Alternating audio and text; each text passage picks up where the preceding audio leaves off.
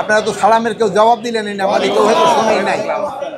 44 ধারা জারি, 44 ধারা কিন্তু এরও জারি করতে পারে, ওসিও জারি করতে পারে, ডিসিও জারি করতে পারে।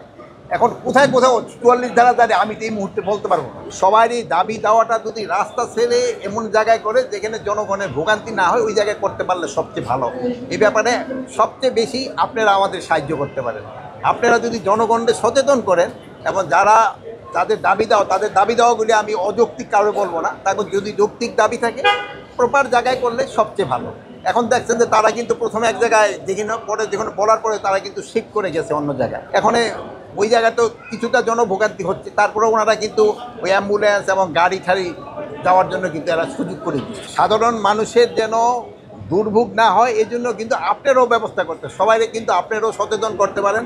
আমার আজকে আসার উদ্দেশ্য ছিল যে আমি বহুদিন যাবতই বিদেশে যাইনি, সিস্টেমটা জানার জন্য। আমি মনে হয় 2011 সালের পর আর এই ক্রস করা হয় নাই। এই জন্য কীভাবে ইমিগ্রেশনটা হয়, কীভাবে হয়, যেহেতু অনেক উন্নতি হয়েছে আগের থেকে, এগুলি একটু দেখার জন্য আসা হয়েছে।